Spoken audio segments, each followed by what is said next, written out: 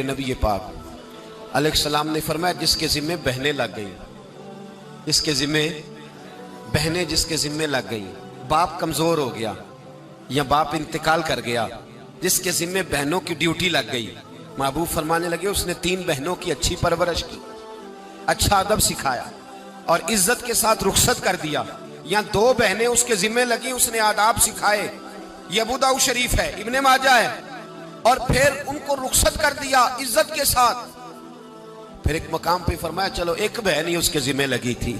उसने अदब सिखाए, आदाब सिखाए, इज्जत से रुखसत किया। हुजूर क्या मिलेगा? फरमाया बाकी नेकियों वालों को सवाब मिलेगा, जो बहनों का बोझ उठाएगा जिस तरह मेरी 2 उंगलियां जुड़ी हुई हैं इस तरह मेरे साथ जुड़ के जन्नत में दाखिल हो जाएगा।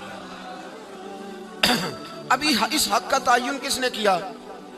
नबी पाक सल्लल्लाहु अलैहि वसल्लम। अब अगर कहीं ये कहा जाए कि बस भाई सही हो गया, तुम्हारा क्या काम है, तुम्हारी कोई जिम्मेदारी है, तुमने कोई ठेका उठाया हुआ है, तुम कोई ज्यादा सियाने हो, तुम कोई ज्यादा समझदार हो, तो उसे कहा जाएगा जरा ठहर जा,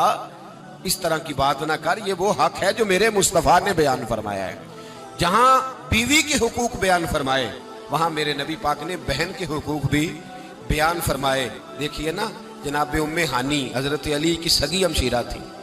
नबी पाक सल्लल्लाहु अलैहि वसल्लम की चचाजाद बहन थी, पर अल्लाह के रसूल हमेशा उन्हें तोहफे भेजा करते, उनसे मोहब्बत फरमाते, उनके बच्चों के साथ प्यार करते। फरमाया अली की बहन नहीं, ये मेरी भी बहन है। क्या लोगों को तारीख की वो बात याद नहीं? आज मैंने देखा है भाई के पास शाह खर्चियों के लिए बड़े पैसे होते हैं, भाई के पास बड़ा सरमाया है, जब शाह खर्चियां करनी हो, साल के बाद 2-3 चक्कर कागान नारान के भी लगाने हो तो इसके पास रुपया है, पैसा है। और अगर उसकी अम्मा कह दे कि बेटा ईद का मौका है, कोई पुराना जोड़ा ही उठा के बहन को दे आ, तो कहता अम्मा हालात बड़े सख्त हैं, अब मैं तुम्हें क्या बताऊं। हमें वो बात याद नहीं